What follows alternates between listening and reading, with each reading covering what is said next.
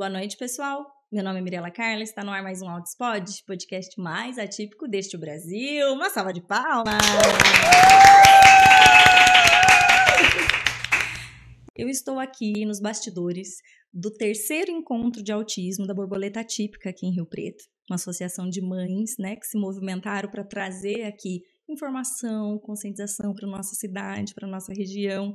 E eu aproveitei para vir também conversar com os palestrantes, e trazer conteúdo aqui para vocês. Aliás, se você está aí e não se inscreveu no canal, se inscreve no canal. Custa nada, colega.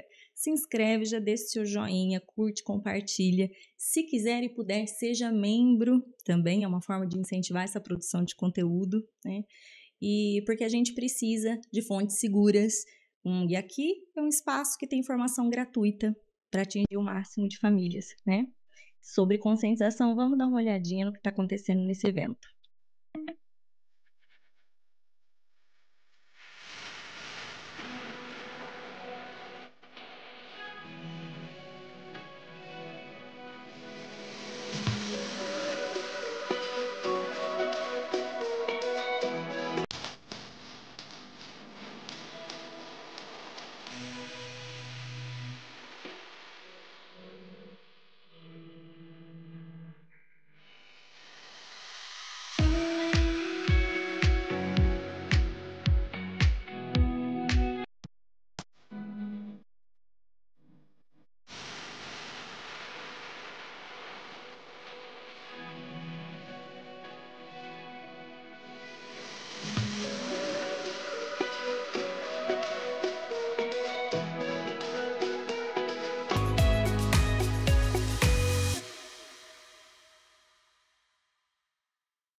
Então agora, vamos para o nosso bate-papo, uma grande amiga minha, grande amiga do canal já, parceira, tá sempre aqui, figurinha carimbada, e eu fico sempre muito feliz, com a generosidade dela, de sempre estar disposta e contribuir aqui com o conhecimento de vocês.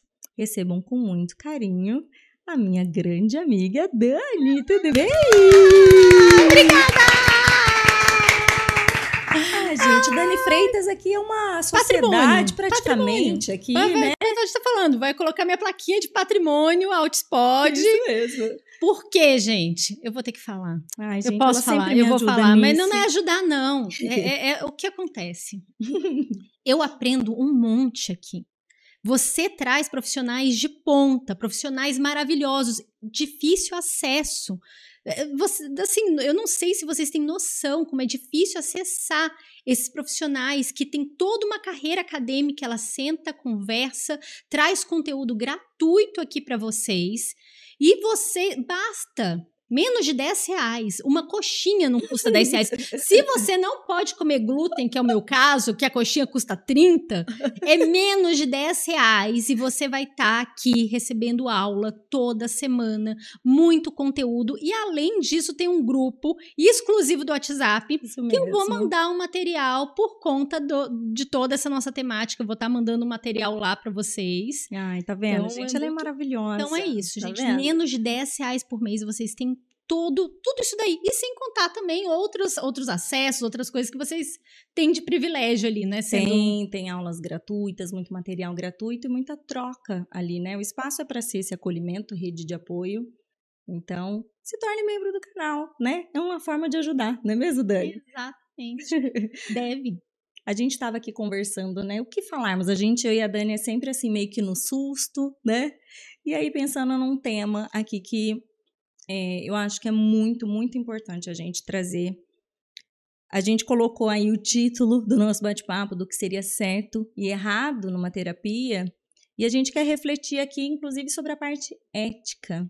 Essa ética na intervenção, a ética nessa relação pai-terapeuta, pais, terapeutas, de transparência, E definir, porque a gente precisa aí de diretrizes para nortear, até mesmo para saber se aquilo é aceitável ou não é, A gente até falando aqui antes isso do campo jurídico, Muitas coisas são aceitas no campo jurídico e são legais, no termo da lei mesmo, mas nem sempre são éticas ou morais, E aí? E aí que eu queria primeiro pedir pro pessoal contar nos comentários o que já aconteceu, o que vocês acham que não tá certo, o que vocês acham de acerto, o que é correto também, colocar nos comentários, que essa troca é muito importante, Sim. porque nem sempre a gente, peraí, tá acontecendo isso com meu filho? Eu não tinha me tocado, né? Então não é certo. Quando eu até falei pra Dani pra gente conversar disso, é porque eu tenho vivenciado muito, assim, de famílias que eu conheço, de famílias que eu vivo junto, né? E aquela coisa de estar em intervenção, ficar muito tempo em intervenção, zero evolução e zero devolutiva ou até justificativa ali junto com a família, uma troca, né? E aí, a Dani já passou por isso também, né? De ter ali o Aquiles, intervenção. Então, assim, você está gastando tempo, dinheiro, energia, o tempo com seu filho, lazer, sei lá, qualquer coisa. É muito investimento. Isso tem que ter um retorno. Tem que ter, né? Isso de quando tem um platô ou estava desenvolvendo e para. Primeira coisa que nós temos que trazer aqui é quebrar um mito, que eu já sei que assim vai ter um pessoal que vai, não, que absurdo, que virou uma folia de ficar falando que a pessoa tem que ficar a vida inteira na terapia, né? Gente, terapia não é para isso. Terapia é para você ter as ferramentas para você se desenvolver. Obviamente, vão ter pessoas que vão precisar de mais suporte ao longo do tempo. Mas não é esse nosso objetivo de nenhum terapeuta, é que ele consiga levar a sua vida. Um bom terapeuta, ele já começa, eu não vejo a hora que que ele desenvolva, que ele siga o próprio caminho. Esse é o objetivo. E aí, nisso, gente, tem uma outra questão também.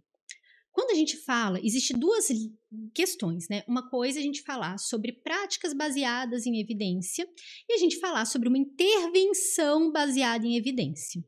Então, se você fala que usa práticas baseadas em evidência, você pode estar usando em casa, por exemplo, esquema de reforçamento, técnica de dica e ajuda. Você está aprendendo certos princípios, que é da ABA e de outras ciências também, e você vai estar aplicando ali na sua vida. Como a gente aplica várias ciências, a gente tem uma noção, por exemplo, quando a água ferve, a gente sabe que está ali, dependendo da altitude, está beirando aos 100 graus, você está usando seus princípios que você aprendeu de uma ciência, e no seu dia a dia é assim. Mas quando a gente fala sobre uma intervenção baseada em evidência, a gente está falando sobre uma metodologia científica que exige etapas e você tem que explicar o que você está fazendo. E aí mora a questão. Porque, vamos lá, se o terapeuta ele não sabe explicar por que uma intervenção deu certo, ele contou com a sorte. Na verdade é essa, porque estatisticamente a maioria dessas crianças vão se desenvolver. Então, outra questão, se você está fazendo uma intervenção baseada em evidência, você não vai sair listando lá um bando de habilidade, um bando de coisa. Você vai fazer uma seleção do que realmente que está causando atrito para essa família, para essa criança. Sim. E aí o que acontece? Vamos para o primeiro ponto. Quantos de nós passamos por uma entrevista, uma base, uma fundamentação com esses terapeutas para eles conhecerem a realidade da nossa família? Você passou? Eu acho que muito pouco. Eu passei, só que essa conversa, ela precisou acontecer muitas vezes, porque é tudo muito dinâmico. Então, é óbvio que esse início, ele precisa de uma anamnese muito aprofundada. Então, para você entender nessa árvore de decisões, a hierarquia do que é mais importante para o menos importante, como é que você vai definir isso se você não sabe a cultura, os valores daquela família? Exatamente. E aí, como é que prossegue? A ética, ela vem justamente começando nesse primeiro contato. Como é que você vai fazer uma intervenção se você não conhece essa realidade? Então, vamos lá. Você não teve esse contato, e aí vem o segundo tropeço. Tem vários outros tropeços nesse caminho, mas assim, vamos lá para os macros. Pega o instrumento de avaliação, que é o que você tem, e você vai e aplica. E é o que está acontecendo. Por exemplo, o VibMap. Não estou criticando o VibMap, é um instrumento maravilhoso, mas ele está sendo usado de uma forma muito inadequada. Então, tem gente que, assim, a criança tá com 11 anos e a escala que foi aplicada foi o VibMap. Não faz sentido para muitos. Avaliou o quê? E não faz sentido em muitas questões que eu vou entrar aqui. Agora eu vou jogar a coisa no ventilador, gente. Já que você trouxe daí, vamos lá. O VibMap, gente, tem a tese da Martoni, maravilhosa. Eu falo que é obrigatório, todos os profissionais lerem, tudo. Só que a questão é que ela não pode traduzir e validar em 100%, não é possível. E tem um trecho do VibMap que ele não está traduzido e validado. Então, o que acontece? Muitas clínicas pegam só a parte da Martoni, a tese dela, e aplicam na clínica e falam que estão aplicando. E aí, às vezes a criança não pontua, existe uma parte de transição ali, onde tem que ir para essa área para avaliar como é que tá esses comportamentos ali que são, no meio do caminho, para avaliar. Só que não está traduzido, então não se aplica. Então fica aqueles saltos sem sentido. Outro ponto é a parte de barreiras. Existe que você trouxe, a árvore de decisão em relação à parte das barreiras, que ele é muito claro, o VibMap. Eu não dou conta. Vai procurar uma outra forma de avaliar. Ele é muito... Eu falo que tudo que é muito bem feito na ciência mostra os seus limites. E o VibMap é um desses. Ele mostra bem o limite. Ele fala, peraí, não, aqui você vai fazer uma avaliação funcional. Só que aí, que terapeuta faz? O meu filho não passou por uma avaliação. Ele pontuou o máximo em quase todas as barreiras. Foi uma, não? Foram 3 avaliações. Então, pontuando, e eu recebo, que eu tenho toda essa questão de orientação de casa e tudo, eu recebo isso daí, assim, faz parte do meu dia a dia receber esse tipo de relatório. Que chega e nunca foi feita uma avaliação de barreiras, por exemplo, outras escalas conjuntas para... Não, a pessoa faz ali no máximo a primeira etapazinha do VibMap, às vezes chega pontual de barreira, mas não faz uma avaliação funcional, então, tá, e aí, o que você está conduzindo? Aí passa meses que eu recebi recentemente de uma família que foram, assim, muito tempo, foram anos. A mesma história, acontecendo que todo ano reavaliava, tava ali as barreiras, e as barreiras foram piorando, o comportamento está extremamente perigoso já. Eu consigo já pensar em umas 5 pessoas, assim, só num piscar de olhos. O comportamento agressivo foi mudando de topografia, foi escalonando, porque ali ele está sofrendo uma pressão, é a receita, eu sempre gosto da história da receita da disruptivo.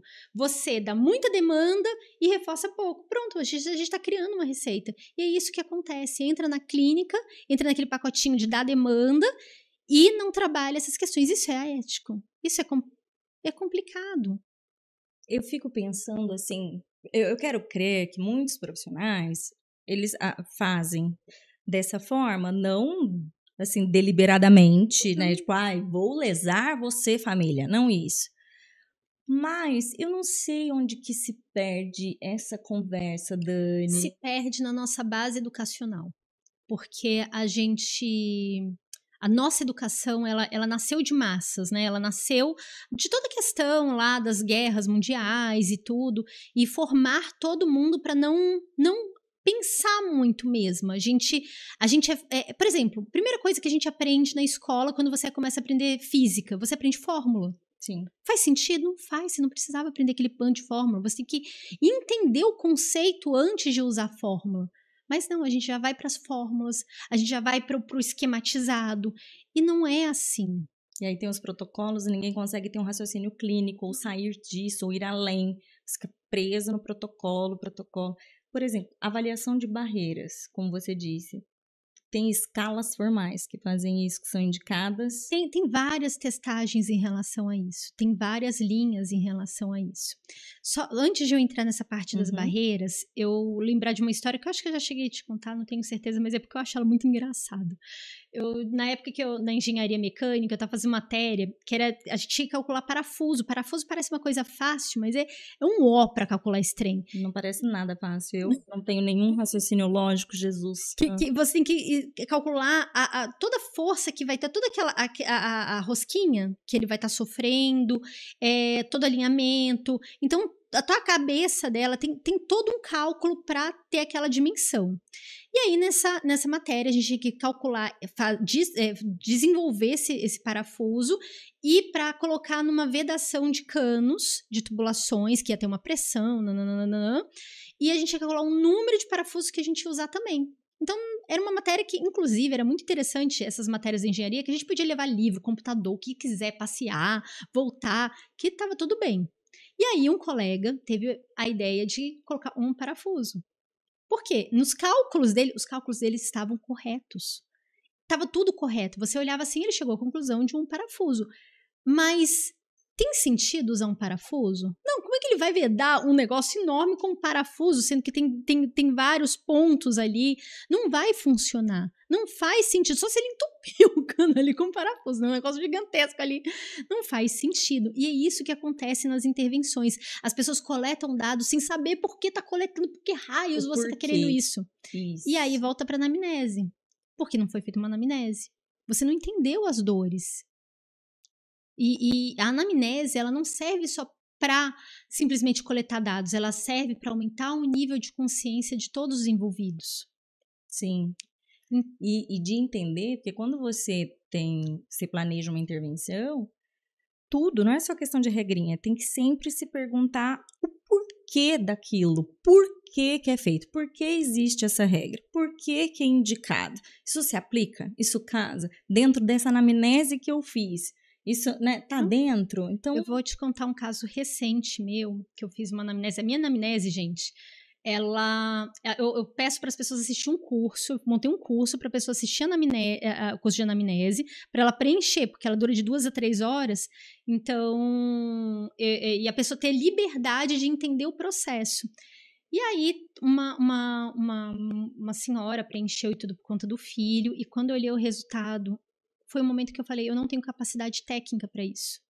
E aí eu saí procurando um bando de profissional para encaminhar, ela queria muito que fosse comigo, e aí eu tive que sentar com ela e falei, conversei de forma aberta, eu falei assim, eu olhei aqui os dados, eu não tenho capacidade técnica para acompanhar o seu filho precisa de uma pessoa que tenha essas habilidades que me faltam para acompanhar.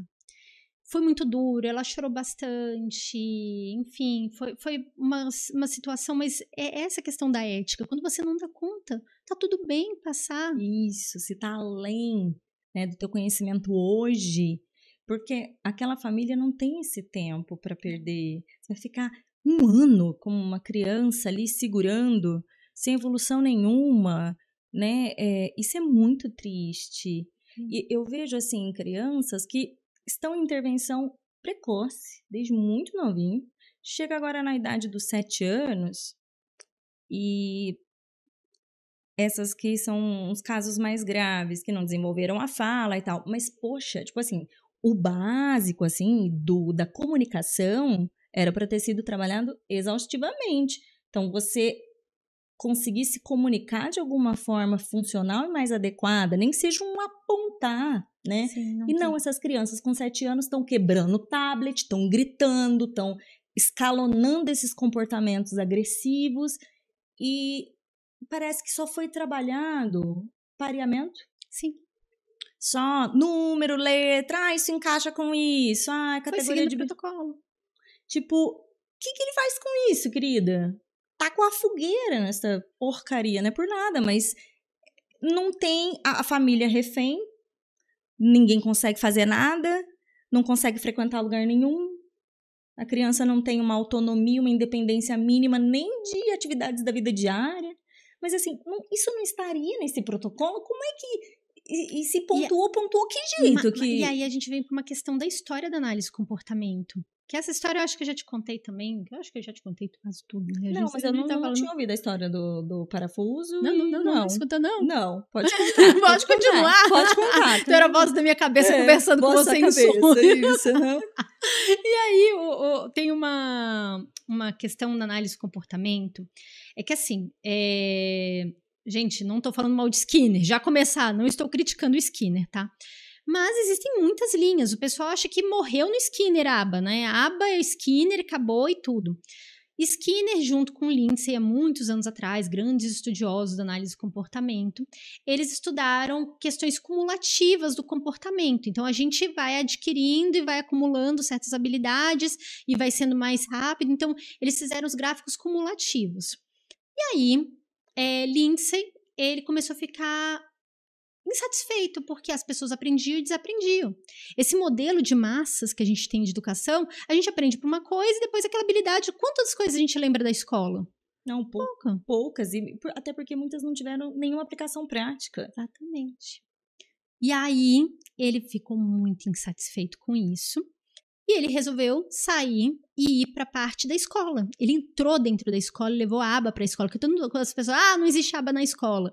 Ele levou a aba para a escola, mas qual é a questão? Ele desincentivou os colegas dele a publicar, porque ele falou assim, ou a gente acumula dados e analisa esses dados, ou a gente vive essa vida acadêmica de publicar. E aí, você vai olhar a Acceleration, várias outras bases de dados que são baseados em influência comportamental, que a gente primeiro adquire e depois a gente vai criando fluência. Assim, eles acompanharam durante anos e anos muitas e muitas pessoas. Existem esses encontros até hoje. É a minha área de estudo, a área de fluência. E nessa história, foi muito interessante que a gente tem uma escola nos Estados Unidos que é baseada em fluência, que eles falam que se o PEI, o que foi definido ali no PEI, não for seguido, eles devolvem todo o dinheiro de volta para a família. De tão sério que é a questão. Eles não prometem o desenvolvimento, mas eles prometem a intervenção baseada em evidência. Essa rastreabilidade desses dados. Então, ele tem todo um registro. O PEI é feito com base em toda essa avaliação. A família assina, a família participa, está ali presente em tudo isso, entende os critérios, entende que talvez vai ter necessidade de um encaminhamento, enfim. Então, você vê que eles conseguiram fazer uma coisa tão robusta que eles devolvem o dinheiro. E não foi só, tem outros modelos também no Brasil, que são nos Estados Unidos, baseados nisso, mas não chegou no nosso...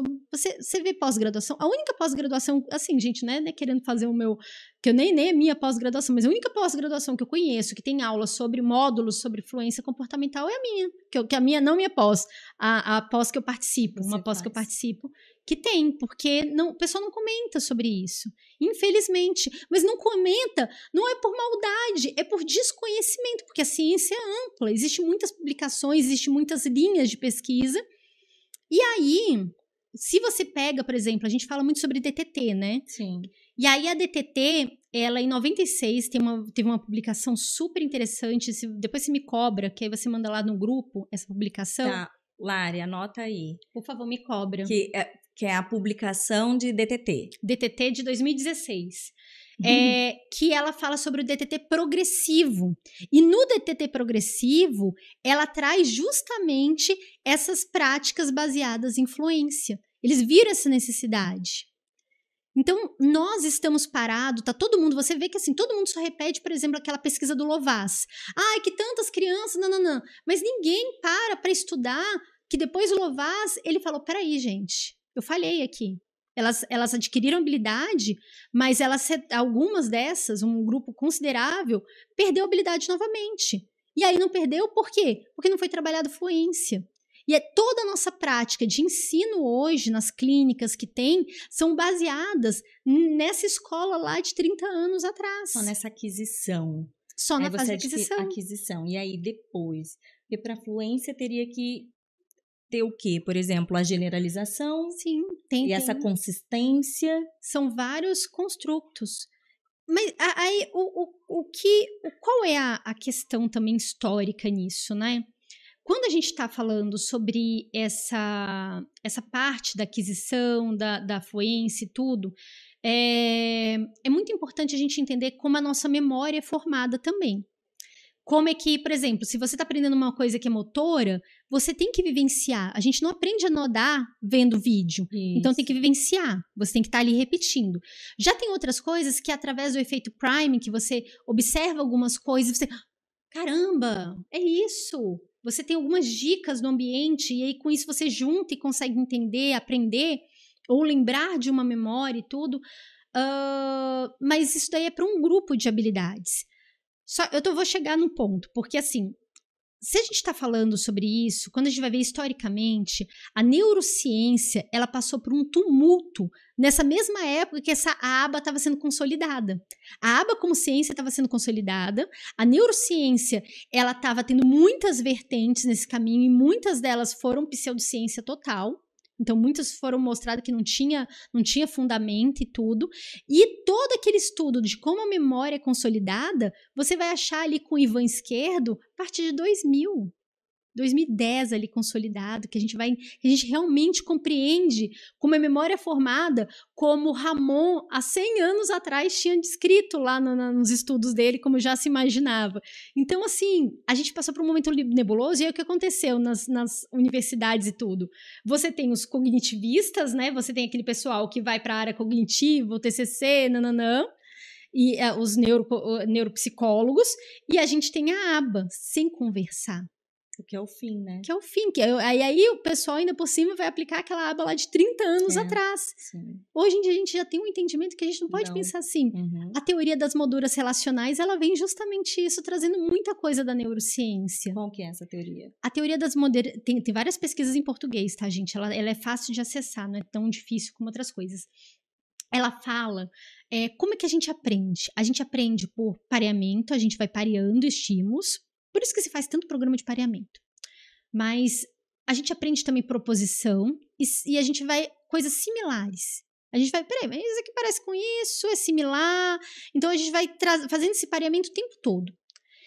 E a gente vai colocando nas nossas caixinhas. E aí, chega num ambiente que tem algumas pistas no ambiente que essas caixinhas são ativadas e aí, peraí, a gente se relaciona. Só que no autismo, esse processo de conexão é muito difícil, essa generalização. E se a gente não está trabalhando desde o princípio, esses programas de ensino, pensando já nesse processo de generalização, ele já tem que caminhar vivenciando em outros ambientes, tudo fica mais difícil. Por exemplo, vamos lá, um tópico básico que você vê em qualquer intervenção. Nossa, mãe, estamos trabalhando aqui o programa de generalização. Não. A generalização ela já nasce desde o início. Por quê? Você fez a seleção de habilidades, você viu que essa habilidade, por exemplo, na escola, ele vai estar pareando ali letras. Na clínica, ele vai estar pareando, sei lá, cores, cubos, vai estar ali na TO, pareando, pegando os estímulos ali naquele balanço que esqueci o nome, fazendo esses estímulos, fazendo pareamento também ali, pegando os pezinhos e colocando, agora é cor vermelha, enfim, vai estar fazendo esse processo também de pareamento. E em casa, ele vai estar separando talher, separando cueca, separando as coisas na casa. Está trabalhando pareamento em vários lugares. Ele já está fazendo generalização. É o mesmo programa adaptado a vários ambientes para criar essas conexões. Se você faz a mesma coisa sempre da mesma forma, o que você está criando? Uma estereotipia.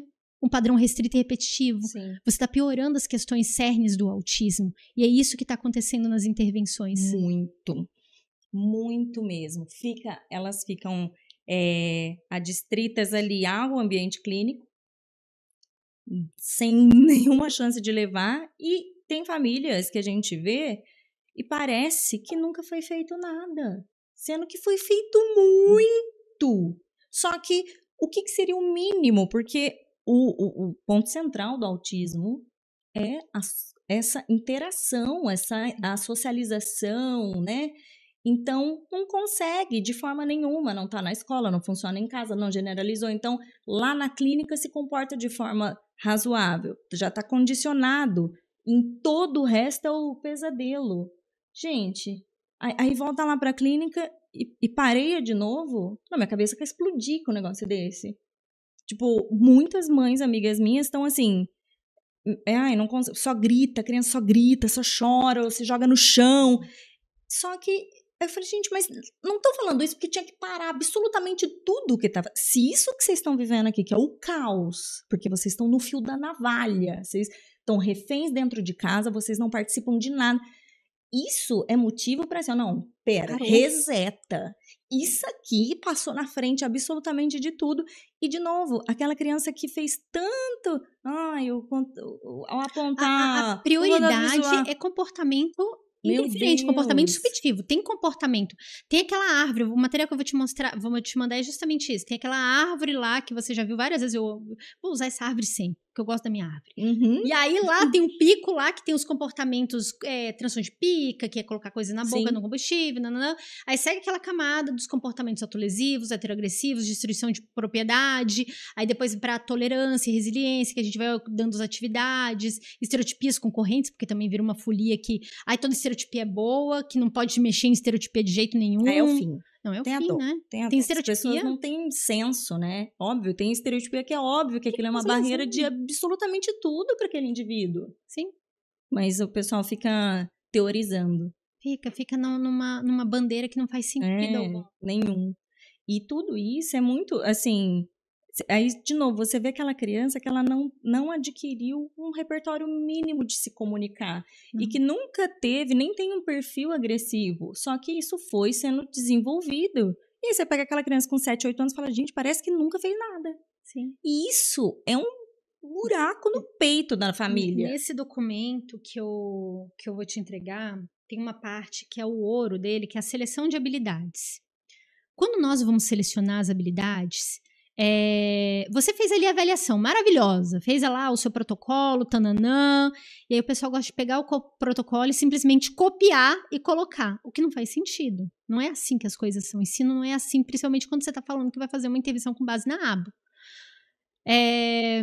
E aí, o que você tem que fazer? Você tem que passar por vários filtros essa habilidade para ver se ela é realmente relevante. Porque se você não está colocando uma habilidade que é relevante para a pessoa, não passou por esses filtros, você está fadado a pessoa perder tempo. A pessoa perdeu o tempo dela. Aí, digamos que você erre, você fala, Dani, eu passei por esse filtro. Errou, mas você vai ter rastreabilidade. Você entendeu o que você fez para você não fazer de novo. E tá ok. Eu sempre gosto de falar que qualquer intervenção, ela é igual um queijo suíço. Igual que foi aquele modelo médico lá, das falhas médicas de hospital. Se você alinha os furos, o queijo, ele vai desmoronar, ele vai se desfazer. Toda intervenção vai ter falhas, somos humanos, e esse é outro ponto, a gente não quer resolver todas as coisas, a gente quer resolver o que está mais latente para não deixar esses furos se alinhar.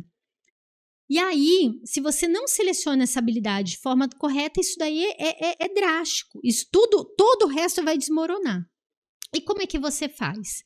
Primeiro, você passa... Eu coloquei um filtro ali das habilidades cúspides. Eu adoro. Tem uma parte do livro do Cooper que eu copiei e colei, que ele pegou de outra pessoa também, de uns pesquisadores. Um saiu copiando e colando. Então, foi uma sequência, gente. Copia e cola, faz parte da ciência. Aí tem uns que pegam mais um pouquinho, chama aquele negócio, chama de meu, e dá um nome. Isso, pois é. O problema é esse, né? De chamar de seu. Eu inventei a roda. Isso daí, eles vão chamando assim. Então, a fonte é essa. É do Cooper ali, que você vai fazendo habilidade cúspide, são umas 10 perguntas, que basicamente assim, essa habilidade é relevante para esse aprendiz, essa habilidade repercute na vida dos outros. Eu ia falar, explica pro pessoal o que é uma habilidade cúspide. Assim, habilidade cúspide, gente, é uma habilidade, outra coisa, habilidade cúspide é um nome inventado, da mesma coisa que o pessoal falou assim, juntou tudo e chamou... Caindo coisas aqui, mas não tem problema, a gente segue, vai. Tá tranquilo. Habilidade cúspide, ela é um nome inventado, igual pivotal, enfim. São habilidades que abrem portas para outras habilidades de forma direta. Então, o básico, que é esse exemplo. A criança começou a andar, acessa um bando de ambiente. Então, ela acessa outros reforçadores. Ela entende muito mais. Habilidade, vamos lá, ler. Ler é uma habilidade cúspide. Através da leitura, você alcança um mundo muito maior.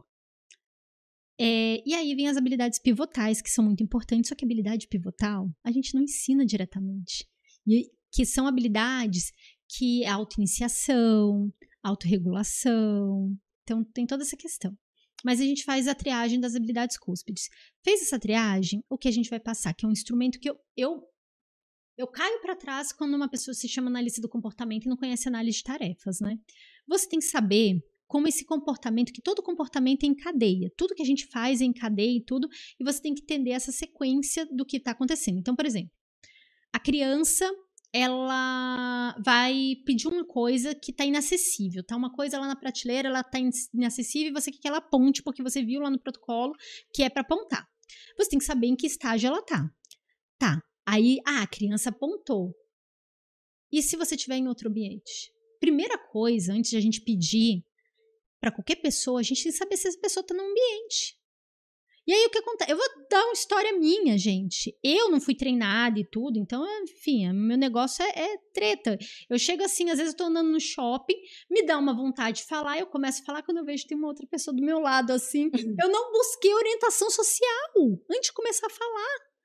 E eu tô burra velha aqui, na casa dos 40, até hoje eu faço isso, a gente não quer que a criança perpetue isso. Sim. Então, a primeira coisa que ela tem que fazer é olhar ali, meu pai tá aqui, minha mãe tá aqui, tá ali, ó, olhei pra você, ó, eu quero aquele trem ali. Então você fez essas etapas pra verificar como deveria ser. Então, você faz o movimento motor e tudo. E aí, o que acontece nessa?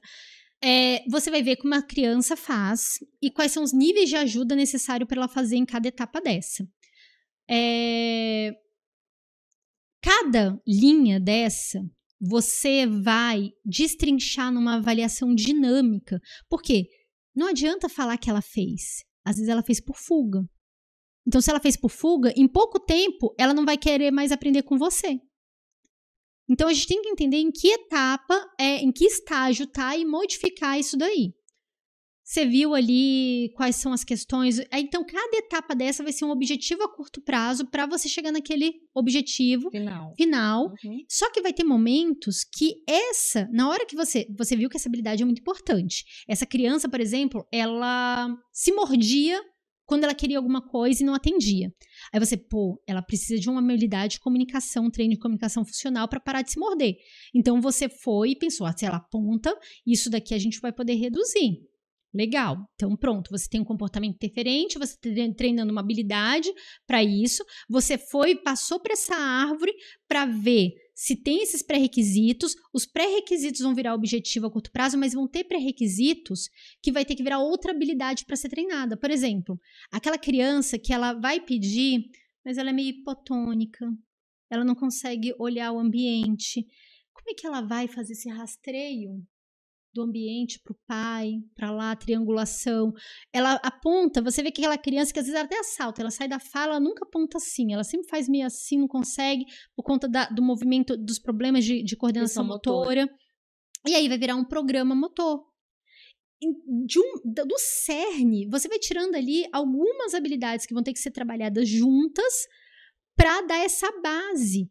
E desse momento, você vai permitir que tenha uma adução de outras habilidades, porque você vai estar trabalhando toda essa infraestrutura.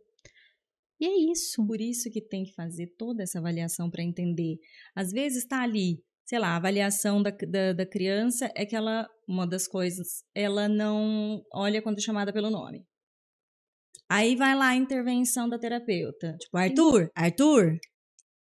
Arthur, mas o colega veio aqui que o menino não olha quando é chamado pelo nome. Você vai ter que tentar uma conexão diferente primeiro, né? Sim. Você vai precisar de uma outra via. Então, eu não sei, assim, parece que falta um raciocínio clínico da coisa, de gente, né, assim, coleta dados para, não sei. Tá para vir uma avaliação no Brasil, que é a Amanda Bueno, não sei se você chegou a conversar com ela. Conversei, ela é muito maravilhosa. Aliás, deixa eu só te falar. Porque a Dani, gente, ela é Maria Lattes, né? Ela ama um currículo Lattes, coisa que eu nunca me importei toda a minha vida. Não, e o meu é desatualizado desde 2008, mas eu gosto dos outros. E ela super, né, Maria Lattes e tal. Pois eu tava conversando com a Amanda Bueno, que é analista de comportamento também, maravilhosa, né? E aí, ela falando também, vou dar uma dica, vocês têm que procurar o Lattes das pessoas, vocês têm que ir lá, você está falando que está fazendo isso, você tem que olhar a capacitação, a formação, a certificação. Falei, Amanda, eu tenho uma grande amiga que é Maria Lattes, assim como você, eu já tinha ouvido isso uma vez, né, para ver isso de capacitação, mas tá, vamos lá, você estava dizendo da Amanda. Gente, o que ela tá trazendo, Essential for Living, nossa, eu sou apaixonada, porque os protocolos que a gente tem até hoje, eles são estáticos. É do sim ou não, faz ou não faz. Ele traz uma escala onde ele avalia vários aspectos. Vários. Do faz ou não faz, né? Não precisa um mundo de avaliação. O objetivo é que você não é para você ficar a vida inteira avaliando, porque também tem gente que quer passar uma vida inteira avaliando. Não é isso. E assim, aí vem só uma crítica a esse protocolo, tá? Porque tudo tem lado bom em tudo. Me falta, nesses protocolos, uma pessoa da área motora muito boa, uma equipe. Por quê?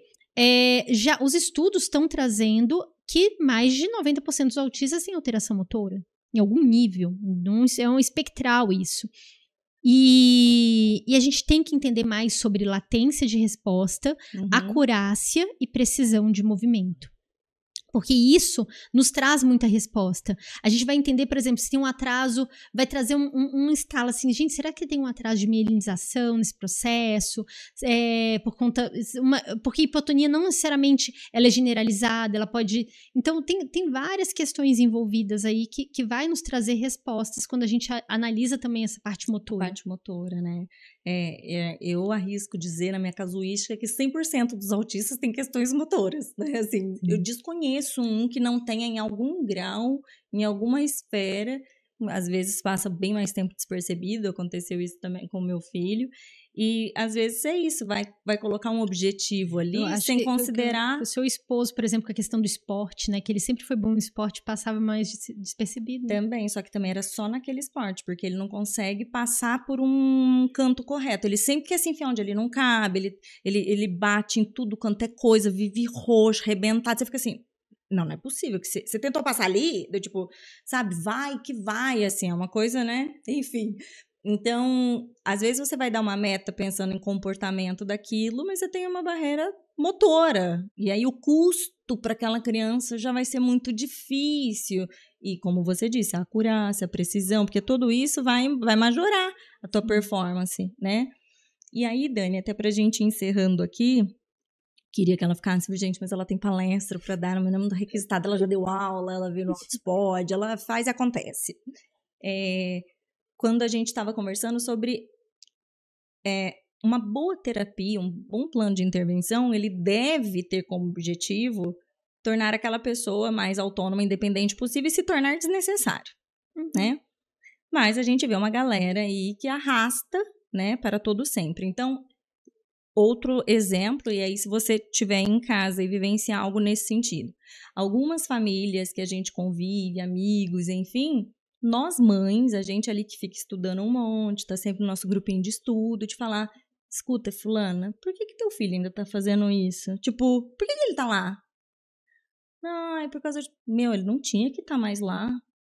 Conversa lá, né, e te amarrando, assim. Então, recente agora, tipo, sei lá, mês passado, 2 amigas se deram alta porque os profissionais não fizeram. E a hora que elas foram conversar, falaram, não, é verdade, também acho. Mas então se achava, por que manteve? Então, um negócio meio que sem propósito. Então, tanto isso de não se dizer, não ter a transparência de dizer se é competente ou não para isso, quanto um negócio de se arrastar de eterno, terapias eternas. Né? Não tem condição. Um plano, ele tem prazo. Ele tem um prazo porque você vai ter que dar uma devolutiva, você tem que ter um acompanhamento e esse plano, ele tem que ser compatível à idade dessa criança, porque é esperado que aprenda mais rápido e tudo tem essa compatibilidade. Você vai comparar os seus resultados com o plano e daí você vai dar os encaminhamentos. Não faz sentido isso, não faz, sabe? E outra, como você trouxe, essa conversa com a família, ela tem que ser contínua. Como assim? Porque eu ficava assim, cara, o teu filho tá fazendo 800 horas ainda, como lá atrás de intervenção precoce, não justifica mais essa quantidade. O menino não consegue participar de nada, adquiriu um monte de habilidade para várias coisas e não consegue estar nos outros meios, porque vive de terapia e ninguém fala, sabe assim? E é um negócio que eu tenho visto muito. Então... como eu disse, assim, né, que eu estava dizendo, não sei onde que isso se perde, a questão da ética, eu não acho que é deliberado essa intenção, mas a gente está errado.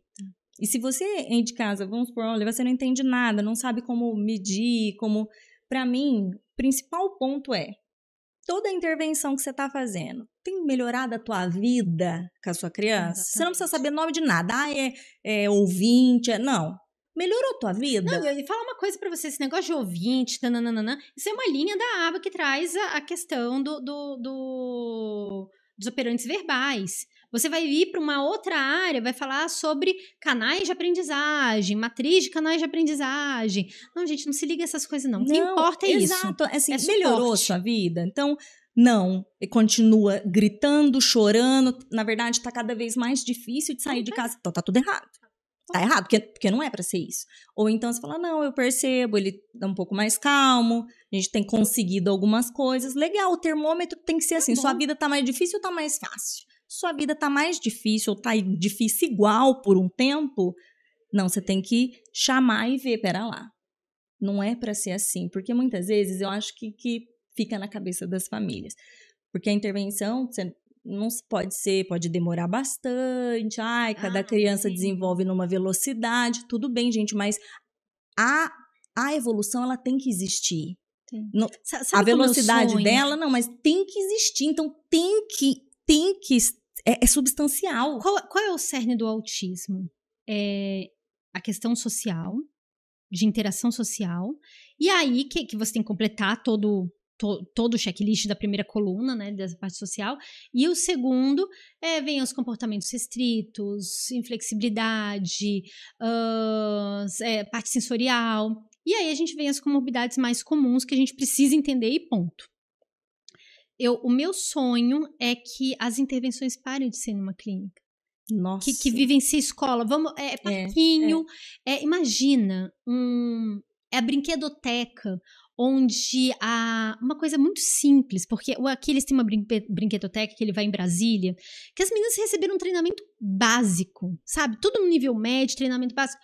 Aqui ele chega lá, fica uma com ele e conduz com o coleguinha, olha aqui, eles vamos aqui olha o coleguinha atrás junto e tudo. Você fala, não, ela tem a formação, ela passou por um treinamento básico e prestou atenção nesse treinamento e ela sabe que ele precisa dessa orientação do adulto para dar essas ajudas, para ter mais orientação social, para brincar com os outros.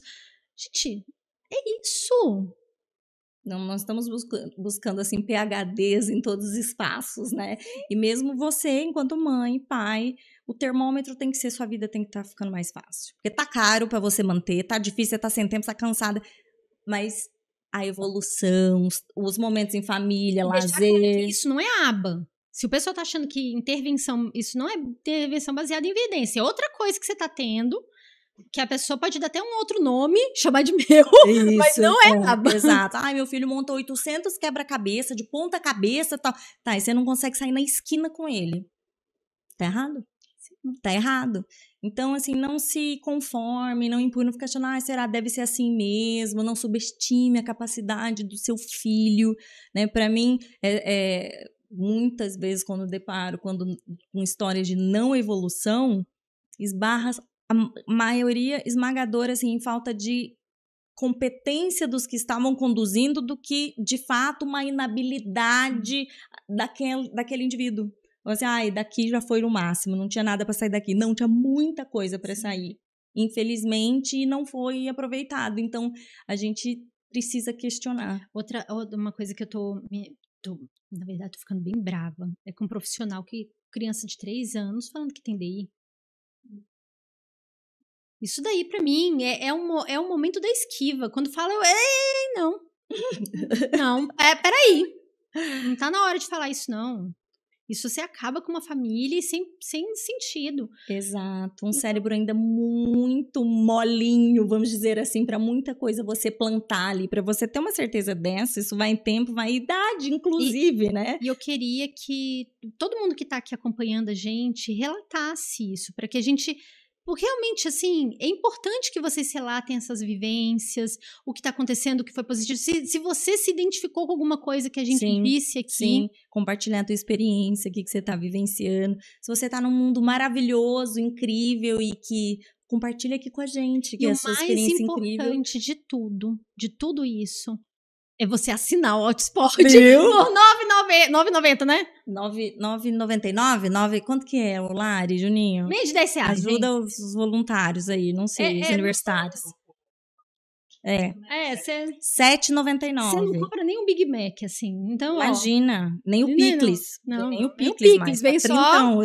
Tá R$40 o Big Mac. Então, nem o Picles. Sério? Menina. Eu sei porque eu não como glúten, então pra mim eu parei há 10 anos atrás nisso. Fast food, né? Essa minha alimentação. Gente do céu. Carésimo. São 4 meses. Você deixa de comer um Big Mac, que não vai te trazer nada. Gente, desculpa, McDonald's, mas assim, convenhamos. 4 meses. Isso mesmo, pessoal. É uma forma de apoiar mesmo, assim, porque... É pra você, não é pra... Assim, a Mirella, ela tá aqui trabalhando só. Aqui vocês vão estar ganhando um monte de conteúdo, várias coisas exclusivas e, obviamente, permitindo que esse canal permaneça e traga cada vez mais profissionais. Então, comenta, compartilha, manda para todo mundo. Manda. Eu já tô acostumada com um bando de profissional. Assim, gente, o meu canal é um local de amor e ódio, né? Porque como eu falo tudo, porque eu sou mãe e tudo, então os profissionais me amam e me odeiam ao mesmo tempo. Então manda para todo mundo, gente. Manda lá pro terapeuta. Fala, olha, eu achei tão legal esse vídeo. Tô mandando aqui pra você. Pra você dar uma refletida. Pra você dar uma refletida. Isso aí, vou dar uma refletida. Assim, joga no ar, joga no grupo das terapeutas. Ali. Joga, assim. Não quer nada. Achei necessário. Isso. Dani, obrigada, meu bem. Agradeço. A Dani, assim, mora no meu coração, gente. Também você tem um lote aqui. Né? E vocês, então, fiquem ligadinhos pros próximos episódios. Um beijo. Tchau, tchau.